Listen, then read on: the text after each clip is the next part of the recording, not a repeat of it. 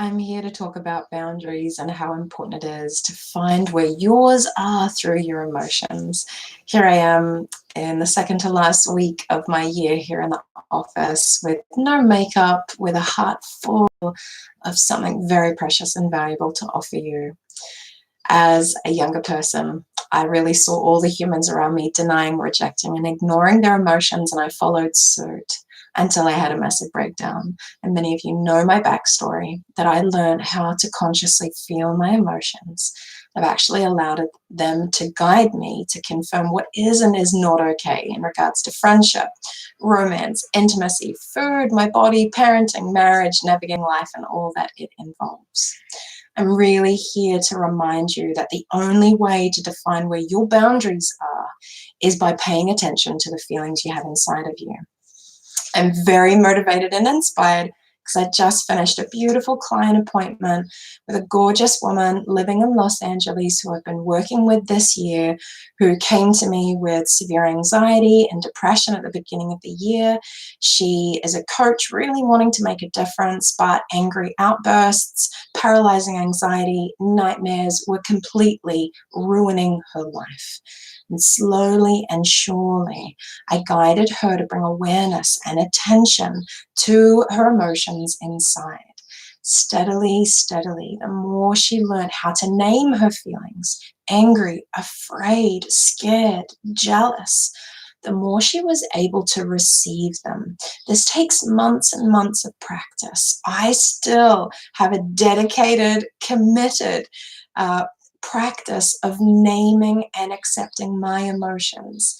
It's so, so important to allow ourselves to do this because our emotions are actually what teach us our own personal boundaries.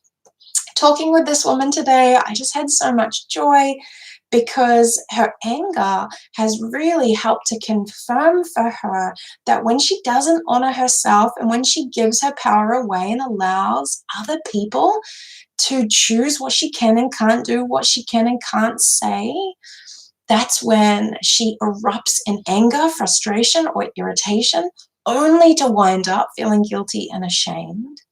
She now knows that because that hurts so much, right, we either replicate shadow or we radiate light, that for her, she can't replicate that shadow anymore. It's cost her too much. And so the alternative is that she has to be present and conscious and advocate for her own boundaries, for her own ability to honor herself. And she's preparing to travel and see family.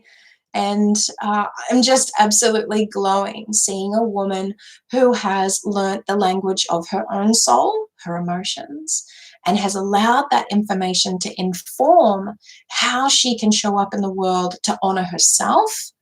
Many of us were not taught how to honor ourselves, and it's only through disrespect that we can come to learn what makes you angry and what makes you annoyed is helping you to demarcate the territory of your soul, precious heart. I offer this to you in preparation for Christmas. I am logging off this week and dropping out from all of my social media. I've got my last week of client work in office next week, and then I'm having 2 months of working on my next book project, Heart Magic, the 13 Principles of Transformational Feminine Business. I'm here to support you to know that if you don't advocate for your boundaries, no one else will. And I promise you that there are so many people willing to disrespect you because of their own internal turmoil.